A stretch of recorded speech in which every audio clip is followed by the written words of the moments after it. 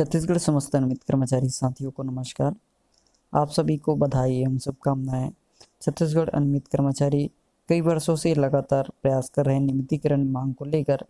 आज छत्तीसगढ़ अनियमित कर्मचारी महासंघ के माध्यम से एक पत्र जारी किया गया और सभी को आभार व्यक्त किया गया कि छत्तीसगढ़ अनियमित कर्मचारी जिनकी मांग को समझने वाला, जिसकी मुख्य मांगे जिनको 100 दिन के भीतर पूरा करने एवं समिति के माध्यम से छत्तीसगढ़ अनियमित कर्मचारी महासंघ के प्रतिनिधियों में से किसी एक को प्रतिनिधि मंडल एवं समिति की गठन सदस्य बनाते हुए कर्मचारी की समस्या एवं उनकी निदानात्मक कार्रवाई करते हुए छत्तीसगढ़ भाजपा सरकार ने अपने घोषणा पत्र में बिंदु शामिल किया गया और इसी बिंदु के मुताबिक आज वर्तमान में छत्तीसगढ़ में 3 दिसंबर 2023 को जो चुनाव परिणाम आया, इसमें छत्तीसगढ़ के समस्त अनियमित कर्मचारी की मांग को रखने वाला भाजपा की सरकार वर्तमान में अनियमित कर्मचारियों के मन में ये सवाल उठ रहा है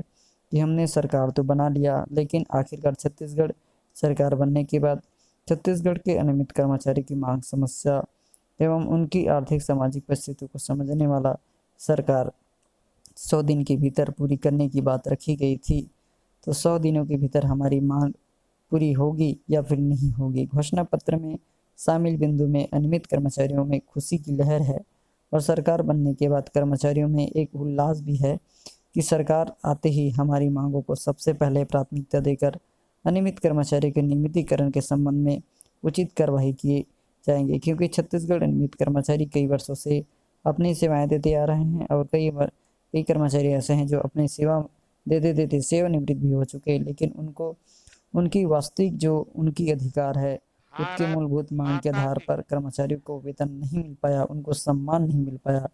कोई कर्मचारी लगातार कई वर्षों से अपनी सेवाएं देते आते हैं, लेकिन कुछ कर्मचारियों को नौकरी से बीच में निकाल दिया जाता है, उनकी जॉब की सिक्योरिटी नहीं होती, उनकी दुर्घटना बीमा नहीं होती। कई सारी सुविधाएं हैं जो वास्तव में एक नियमित कर्मचारी के रूप में काम करते हैं। जो कर्मचारी आज नियमित रूप में अपनी सेवाएं देते आते हैं, जिनको नियमित की भांति ना तो वेतन मिलता है, ना तो उनको कई सारी सुविधाओं का लाभ होता है। इसी प्रकार छत्तीसगढ़ अनियमित कर्मचारी महासंघ ने अपनी समस्या और निदान को पूरा करने के लिए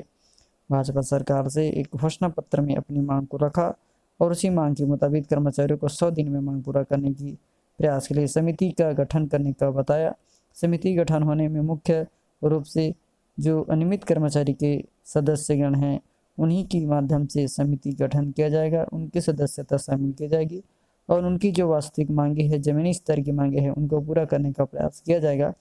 इन सभी बातों को लेकर छत्तीसगढ़ समस्त नियमित कर्मचारी, स्कूल सफाई कर्मचारी, रसोईया कर्मचारी, जवाबदार